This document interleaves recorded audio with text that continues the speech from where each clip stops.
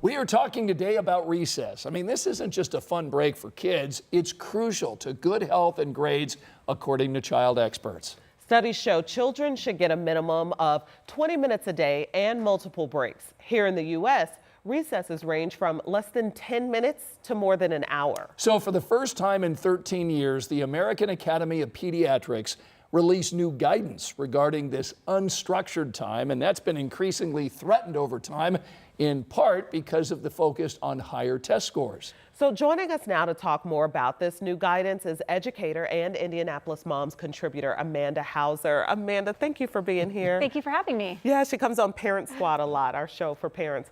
Have you seen a decline in the amount of time for recess? Oh, definitely. When I started teaching almost 30 years ago, we were still implementing the 3 recesses a day, like a morning, a lunchtime, and a late afternoon.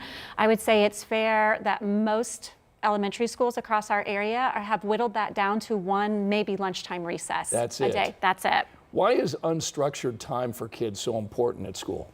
Well, I really think you can answer that in 3 domains. There's a physical domain, a social emotional domain, and then a cognitive domain. So it's obvious the physical advantage of recess, right? I mean, we all know to have a healthy mind and body, you need to get out and you need to exercise. So that's kind of the easy answer there. Yeah. Now, if we think about the social emotional domain of this, most of our children are spending the majority of their day in teacher-directed activity. They almost never get child-directed time where they have complete autonomy to kind of do what they need to do.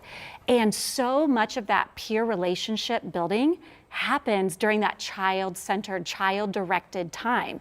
So think of all those social skills that you get when you're just out in the yard playing or you're with other children, things that we need as adults. Like we're talking about conflict resolution, problem solving, cooperation, teamwork, leadership, communication. You can go down the list. So all those social emotional skills are just vital. They get to be practiced during recess time. And then finally, cognitively speaking, the research is so cool on this. As teachers, we now know that when we are teaching and we're giving all this information and children are acquiring all these new skills, it's such a heavy cognitive load. And our brains actually need a period of rest in order to process that information and shift it into long-term memory.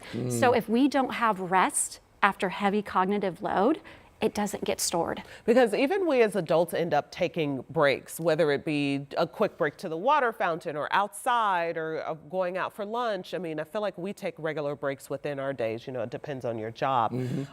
Have you been able to see, you said 30 years you've seen a decline. Have you been able to see like a difference in children, or what would be your message to parents and policymakers about this new guidance and what you've personally seen in Central Indiana with your kids? Right. I think that we as educators know that when a child comes to us, we are educating a whole child.